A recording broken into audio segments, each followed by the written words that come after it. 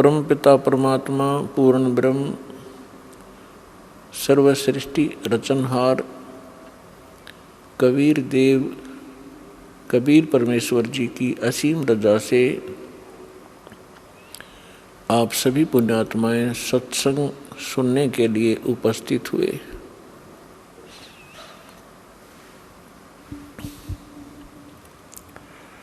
इस विश्व के अंदर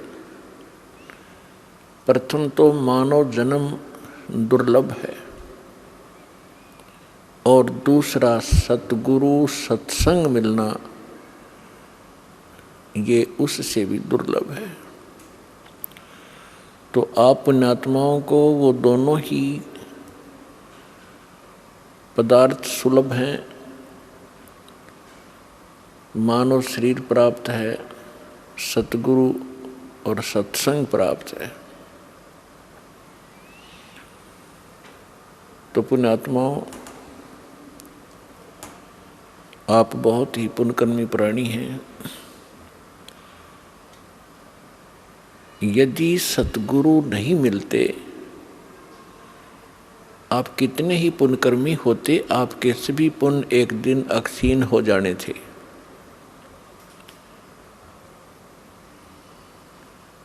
ये पूर्व जन्म के जो पुण्य होते हैं, युगों युगों से किए हुए शुभ कर्मों का जो आपका रिजल्ट होता है, परिणाम है, वो संग्रहित होता है और आगे फिर संग्रह करने के यानी पुण्य कमाने के कोई हमें साधन नहीं मिलते हैं।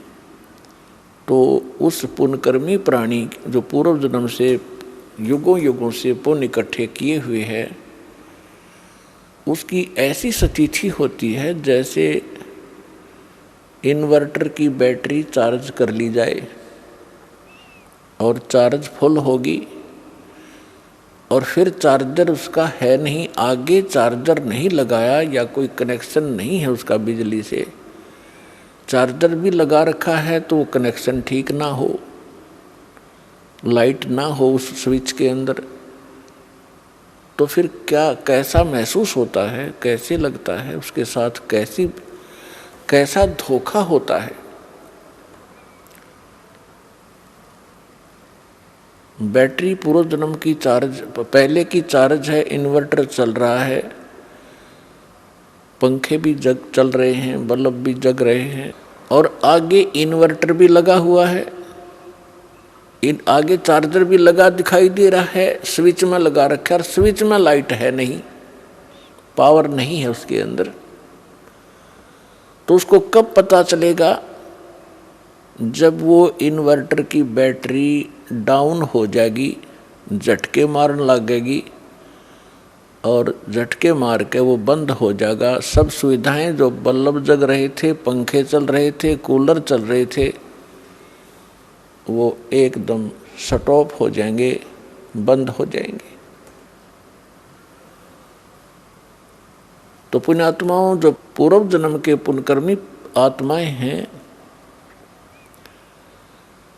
आज कोई डॉक्टर बना है, कोई इंजीनियर बना है, कोई आईएएस आईपीएस पोस्ट पर विद्यमान है,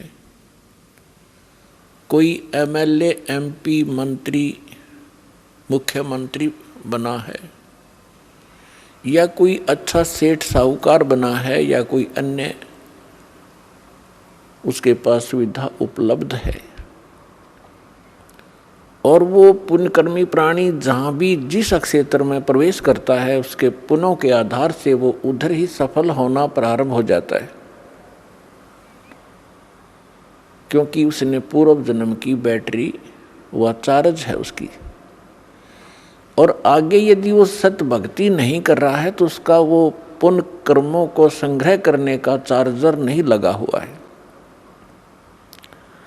और गलती से वो कोई साधना कर रहा है या कोई संत गुरु बना रखा है, उसके बताए अनुसार जो साधना कर रहा है, तो वो चार्जर ठीक नहीं, उसमें लाइट है नहीं, परिणाम के तौर पर उदाहरणार्थ आपको बताते हैं कि गीता अध्याय नंबर 16 के श्लोक नंबर 23 और 24 में ये स्पष्ट किया है कि अर्जुन शास्त्र विधि को त्याग कर जो मनमाना आचरण करते हैं, यानी मनमानी पूजाएं करते हैं, उनको न सुख होता है, न उनको कोई सिद्धि प्राप्त होती है और न ही उनकी परम गति होती है, अर्थात यूजलेस। तो उनके साथ वो सतिथि बनी हुई होती है जो कोई नकली इन झूठे गुरुओं से भी संबंधित है। उसको लग रहा है कि मैंने चार्जर लगा रखा है, लेकिन वो चार्जर ठीक ठिकाने नहीं लगा हुआ है, वो गलत स्थान पर लगा हुआ है। अब जब तक उसके पुण्य चलेंगे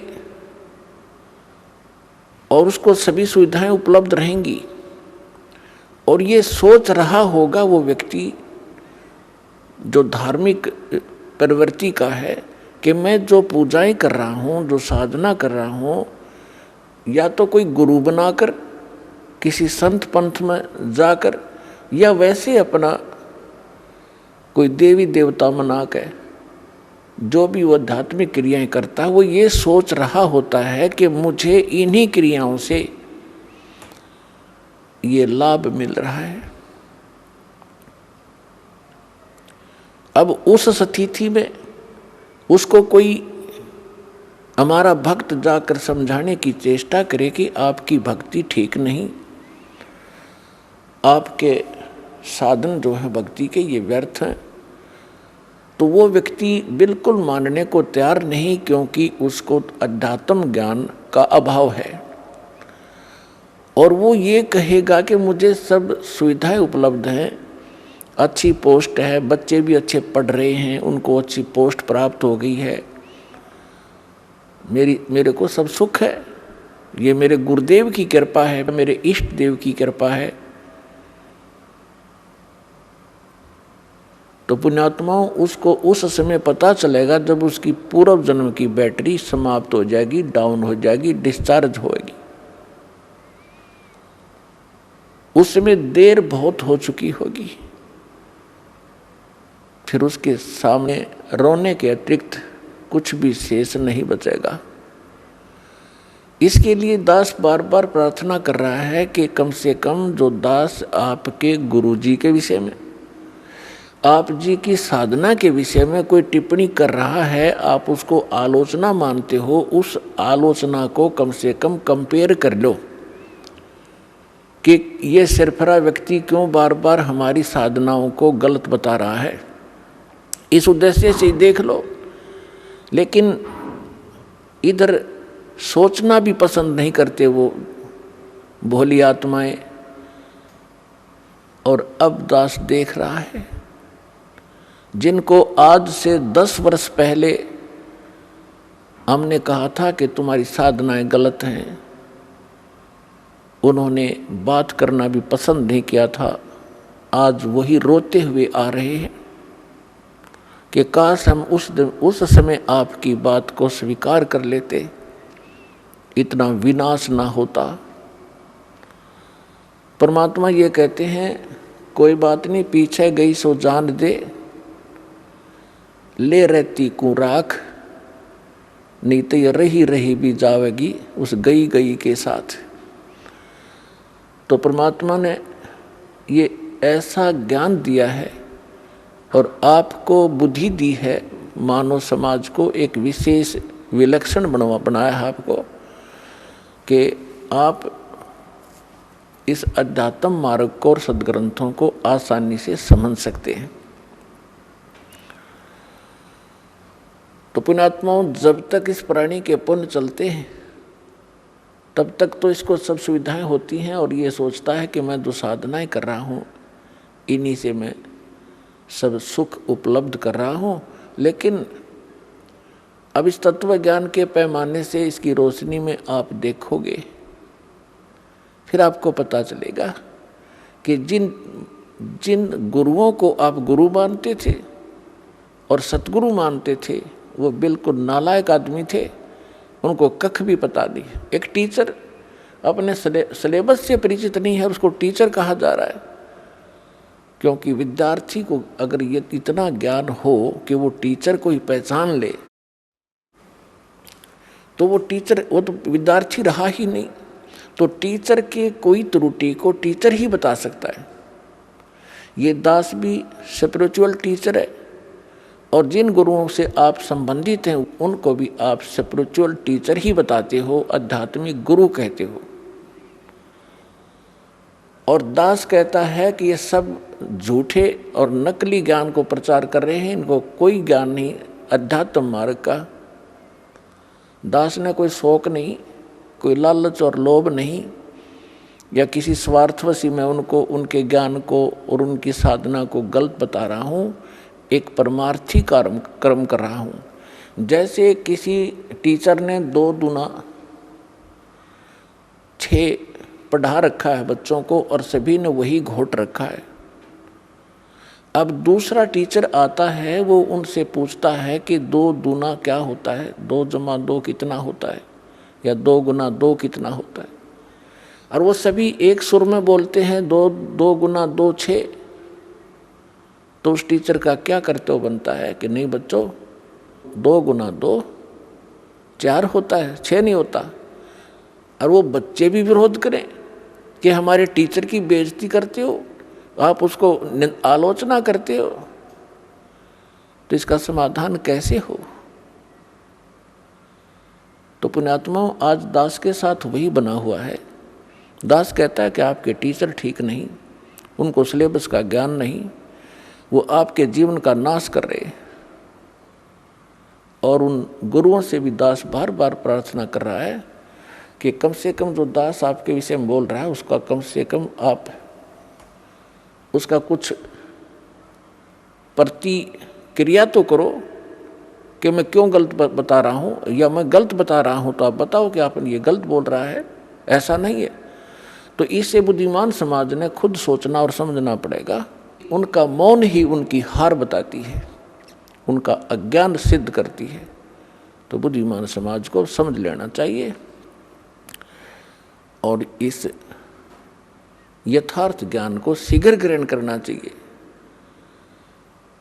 परमात्मा कहते हैं कि मानुष जन्म दुर्लभ है, ये मिले न बारंबार, तरवर से पत्ता टूट गिरे वो बोर न लगता डर। मानुष जन्म की कितनी कीमत बताई है, एक श्वास की कितनी कीमत है। कहता हूँ कहीं जात हूँ, कहूँ बजा के ढोल, श्वास जो खाली जात है ये 3 लोक का मोल। है। तो पुण्यात्माओं, परमात्मा ने आके बताया हमारे को कि पीछे लग गया जाऊं था मैं लोक वेद के साथ, रस्ते में सतगुरु मिले है दीपक दे दिया हाथ। जैसे पहले ये दास शिक्षा ग्रहण करता था, ठीक है, शिक्षा ग्रहण पूरी हुई, जूनियर इंजीनियर का डिप्लोमा किया, सफल हुआ, सर्विस प्राप्त होगी, फिर विवाह हुआ, संतान पुत्र पुत्री हुई। और दास पुजारी किसका था? बजरंगबली का।